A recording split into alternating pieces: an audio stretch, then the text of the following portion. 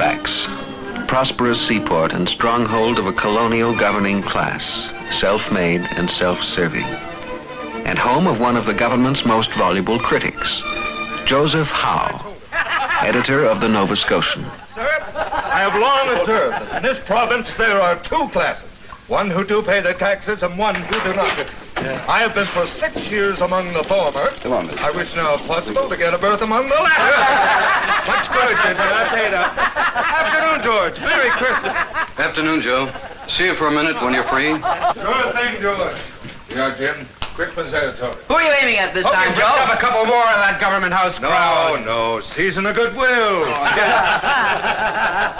Well, Mrs. Jones, Merry Christmas. What brings you here? I did. Hello, Mrs. Jones. They've had me before the magistrates, Mr. Howe, for payment of my taxes. I'm to be evicted Evicted? if I don't pay by year's end. And I know well those grand gentlemen with their fine houses don't pay any taxes at all. Have your money, Joe. It's not as simple as that. I fixed up her taxes. She won't lose her home. But nobody's fixed those magistrates, and nobody can. Unless it's you. I've got a letter here. I want you to print it. Amidst the revelry of this Christmas Eve, George Thompson, friend of Howe and foe of the so-called oligarchy, touched off a powder keg, a direct and scathing attack on the magistrates of Halifax. Come in the office for a minute, George.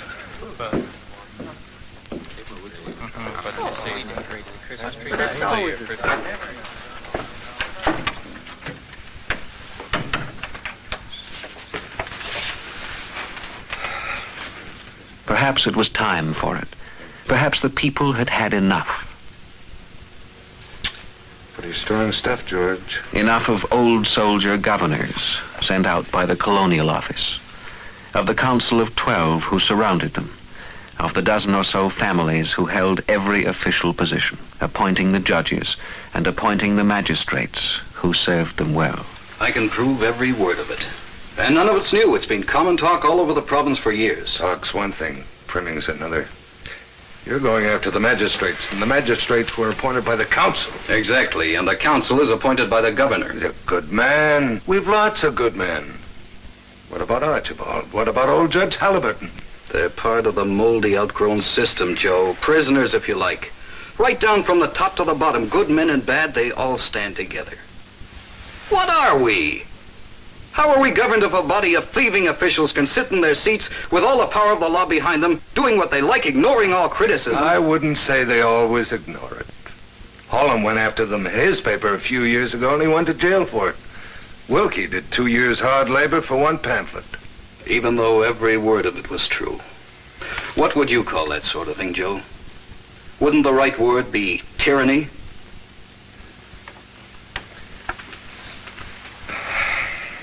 You've written a lot about reform for 6 years now. It's cost you money and it's cost you friends. I know that. Maybe it's time to stop. That letter's only waste paper unless you print it. Merry Christmas, Joe. It was a very Merry Christmas at the governor's residence, where Sir Colin Campbell was entertaining an animated company which included all the magistrates of Halifax. Gentlemen, the King. The King. God bless him. God bless him. Confusion to his enemies. Aye, Archibald. And confusion, Your Excellency, to the enemies of the magistrates of Halifax. Confusion to all of them, say I. Here, here. I see no reason why we should not drink to that, Mr. Roach. And confusion, if I may add, gentlemen, to all those dogs of reformers. Confusion to that rag, the Nova Scotian. Confusion to Joe Howe. I suggest, Your Excellency, that at this season we might leave Howe in peace. In the hope that he'll do the same for the administration in the coming year. Hey, Judge Halliburton, what do you say to that? While I have no reason to complain of him personally, I say amen to it, sir. A hearty amen. Fellow could be useful, if he behaved. Dinner is served, Your Excellency. Shall we go in, gentlemen?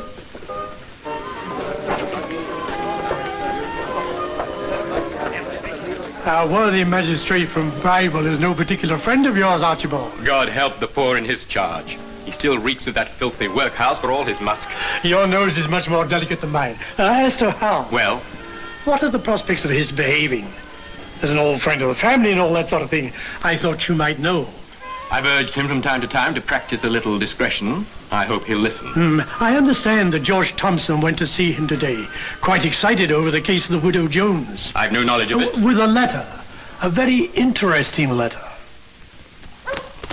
In a house on the other side of town, Joseph Howe's Christmas celebrations had had a more modest and somewhat less exuberant start. Well, Susan, last of the people gone? I made your farewells for you. What is it, Joseph? That letter of Mr. Thompson's? I'm not getting any younger, Susan. We have a family coming along. Plenty of debts to think about. Don't worry about that now. Oh, we shouldn't have to worry at all. I've built up the best newspaper this province ever had. I can make a lot of money with it. All I have to do is change my tone, get back on the right side of the council. There'd be fat printing contracts, a big advertising revenue. Every government department would have something to shower down on. Yes, that's true, Joseph. I could be elected to the assembly. Be a rich man in 10 years. You could have an estate in the country. Why, you might even end your days, Susan, as the wife of one of His Majesty's councillors. How very pleasant. Pleasant pictures one can see in a fire. Then Thompson has to come to me with this. In a young and poor country where the sons of rich and favored families alone receive education at the public expense, where the many must toil to support the extortions and exactions of the few, where the hard earnings of the... Can't keep up with them. Everybody wants one. Outrageous effrontery.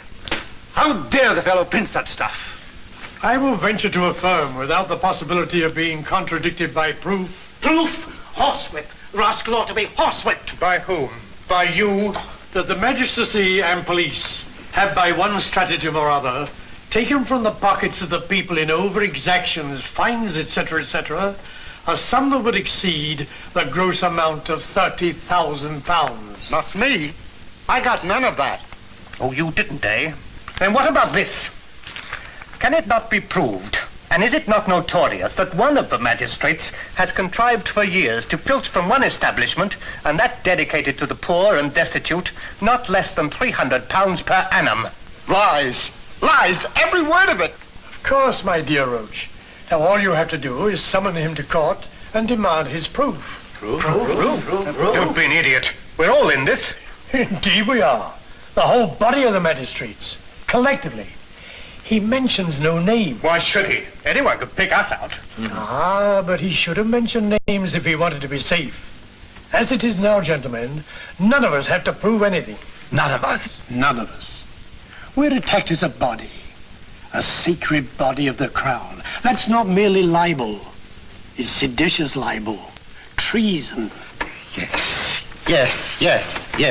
By George, you're right. So it is. This time, gentlemen, I think Joe Howe has handed us the club to knock him down. For good.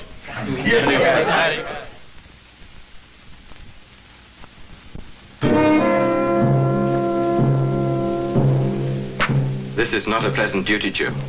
As Attorney General, I am called upon to institute this prosecution against you. You couldn't have expected anything else. Sam, I can prove every charge that was made. No, you cannot. Not one word of your proof will be heard in court. It's entirely irrelevant. Irrelevant? Joe, you have devoted a great deal of study to supposed injustices in this province.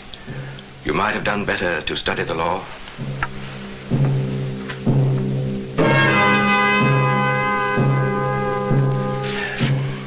The publication of such a letter is the libel, Mr. Howe, not the writing of it. I know that.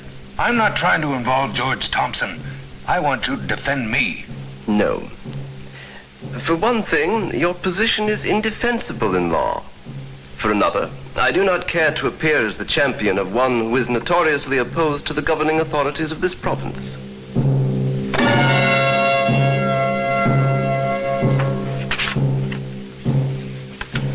No, Joe, the way they framed that indictment, you don't stand a chance. They're rascals, embezzlers, incompetent, but they're a body of the crown. And the crown can do no wrong. But that's monstrous. It's the law. Well, lend me some of your books, will you? Help yourself. I suppose I've accessed the county records. They're public property.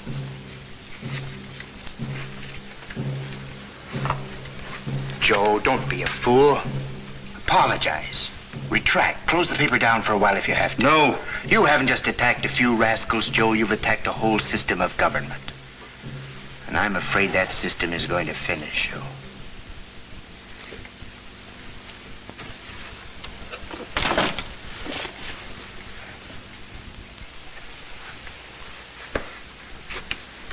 Thanks for the books.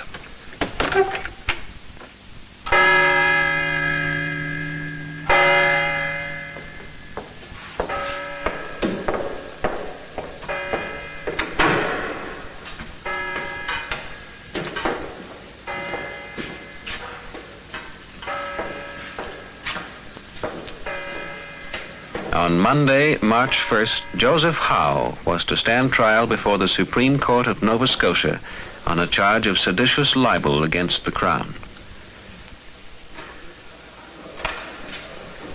By 9 o'clock, rumors which stated that the public was taking an unusual interest in the trial were confirmed. Oh, you can't come in here! You come in when I say you can! What's going on? Just a minute, stay back here! This is reserved for the magistrate!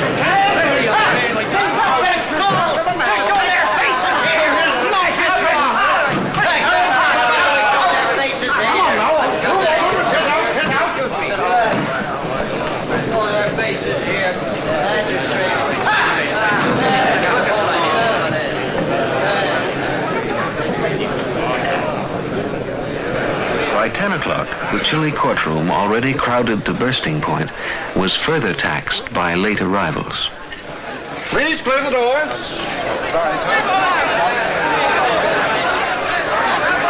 Sorry, no more inside. The courtroom is full.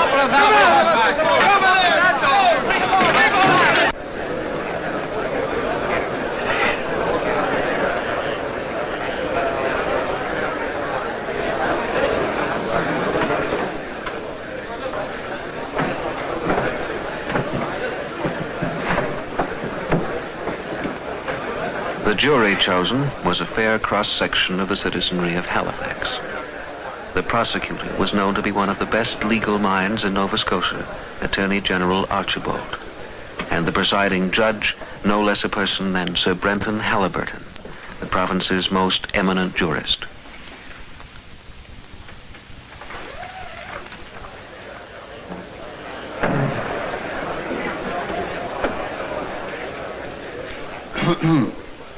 Have you elected a foreman, gentlemen? We have, my lord. I am the foreman. Be seated. The court will hear the prosecution. Go, Joe! They can't get you, Joe! In view of the interest which this case appears to have aroused, I've allowed the courtroom to be filled beyond comfort. But I've warned the spectators that decorum must be preserved.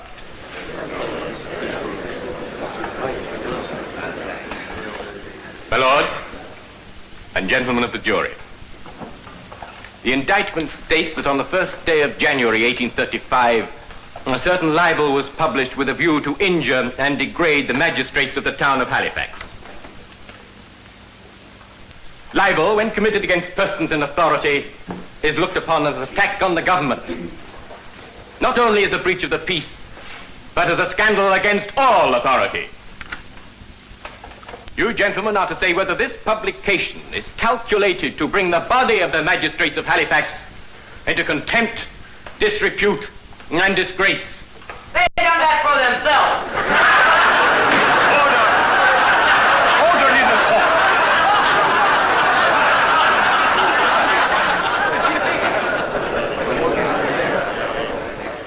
The clerk will read the letter.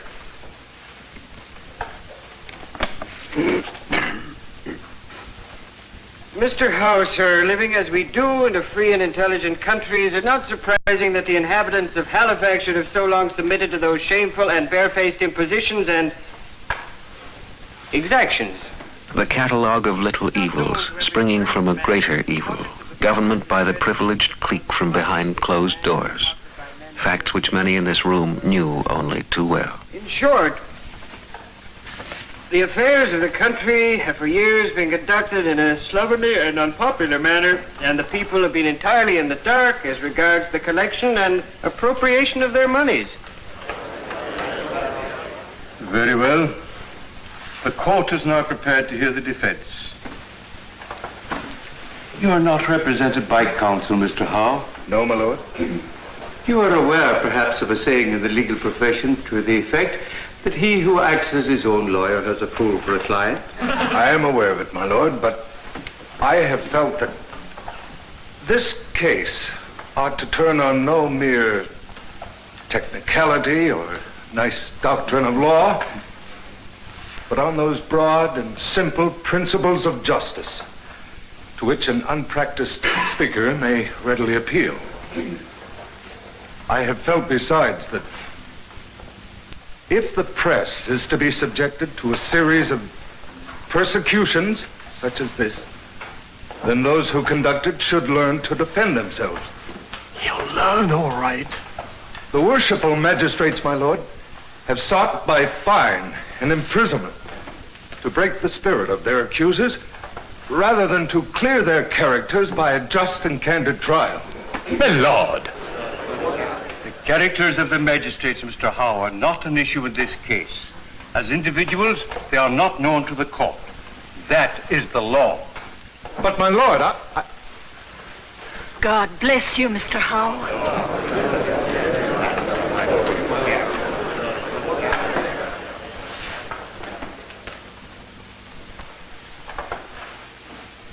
My lord, gentlemen of the jury,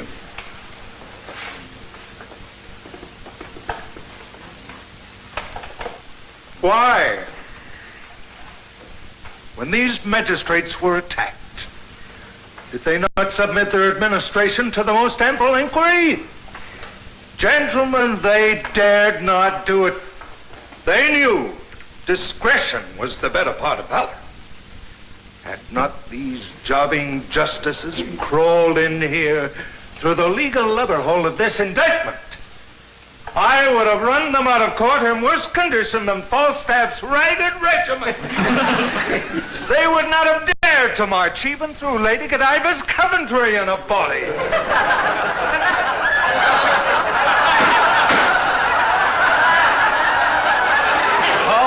The magistrates are not known in this court. Not known? I know them. Me too. Silence! They are known to all, my lord. To you, gentlemen of the jury, to be the most negligent and imbecile, if not the most reprehensible body that ever mismanaged a people's affairs.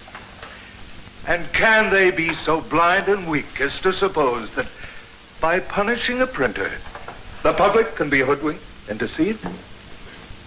Before I am done with them, I shall be much surprised if this trial does not prove to be the downfall of their imbecility, the grave of their corruption. My lord, this is unheard of outrage. Order in the court. If, in resisting a burglar, I knock my friend upon the head, I cannot be convicted of a crime. And if, in exposing a public robber, I utterly destroy his reputation, the jury must try me by my motives and not by the severity of the infliction. Go it, Joe! And when these abominations had grown and swelled, and when the odor of them offended the senses of the community, we can unravel them.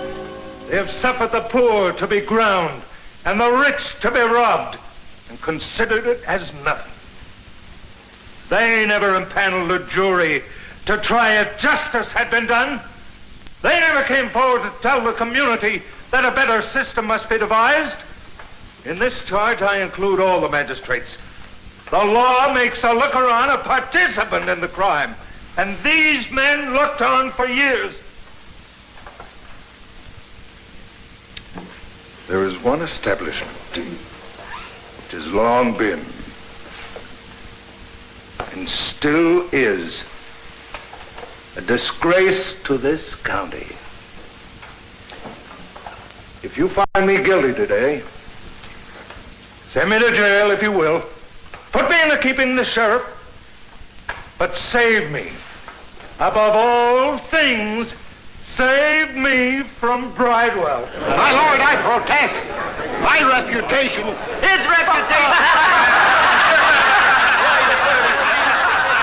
My lord, he can't prove anything. He's not allowed. Sit down, Mr. Roach. You're not known in this court. Not known? When this man and his family walked abroad, their feet were protected by the county's leather. When they gave an entertainment, Bridewell provided the dainties. And when they were disposed to enjoy the luxury of a bath, the county provided the tubs. If you send me there, I shall be compelled, no doubt, to print him a newspaper for nothing.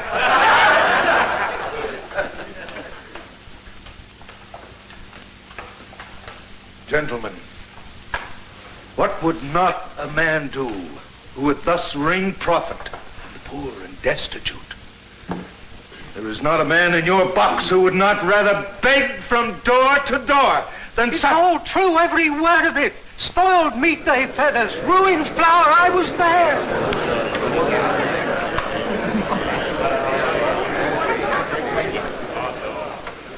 Mr. Roach is unwell, my lord.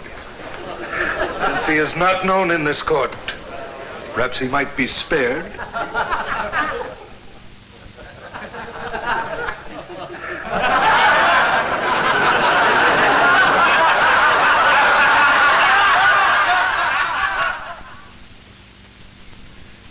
Gentlemen, I feel that you will not deliver me into the tender mercies of the sessions.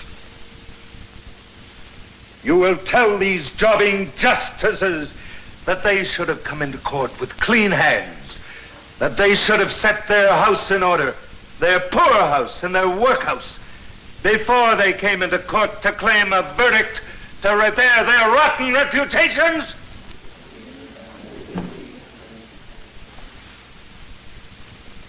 Your verdict will be the most important in its consequences ever delivered before this tribunal. I charge you, gentlemen of the jury, to leave an unshackled press as a legacy to your children.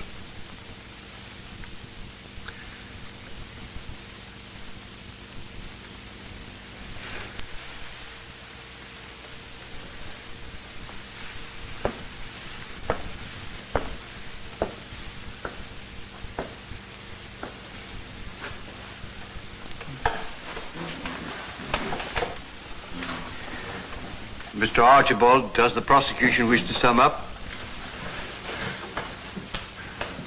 My lord, and gentlemen of the jury, I am sorry to meet the defendant here. He is a personal friend. However, according to the plain rule of law, no man has a right of accusation, trial, and judgment. So likewise, no man has the right to publish true or false that which, with a regard to the public peace and the rights of society, prohibit. So clear is the law on this point that I should not despair if the defendant was in your box of persuading him to convict himself. Gentlemen, it is with you, under the law of the land, to pronounce upon this publication, and to be careful that your verdict be not the occasion of all the mischief the common law intended to prevent.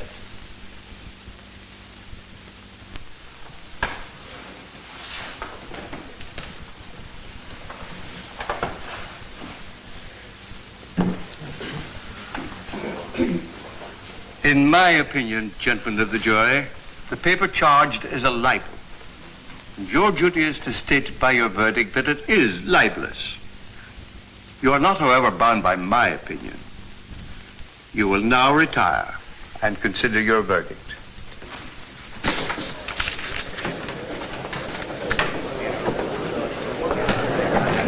What time is it now? Well, he tore his shirt off, but it wasn't law. 6 hours. Do you know, I haven't had so much fun since Papa took me to a hanging. It's no laughing matter. Sure, he's coming Joe in. goes, everything goes. Cut me this in case anything All goes right wrong. now, all right now. According to them Quiet as lawyers, we it's can be. libel. They all come in now, but be very quiet. Answer, man. What's Ronnie? No pushing, please. No pushing.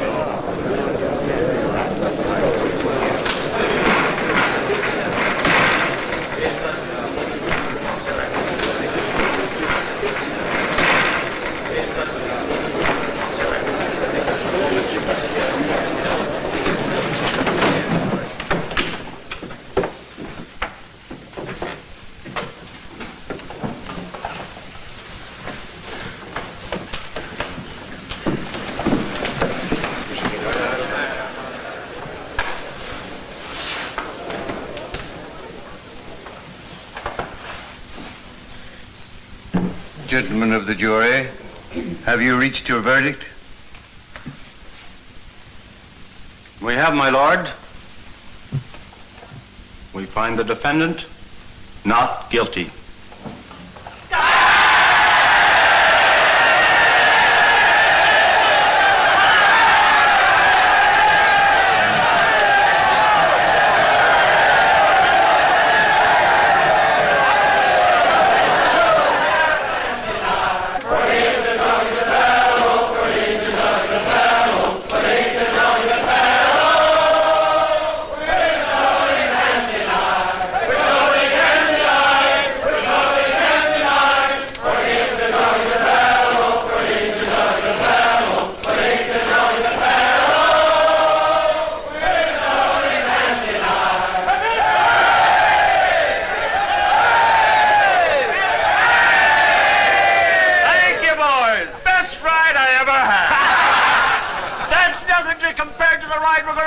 Magistrates, Joe. Speech, Joe, speech. No, boys, no more speeches today. You've had enough. Joe Howe, you have this day become the protector of the common man, the Tribune of Nova Scotia. And you've become a little too liquored up, Joe. You go on away home to your wife now. All of you, go on home. We've had a big day. And a good one, eh? Now for the magistrate! No, boys. You pile those clubs up on the porch. I could use the firewood.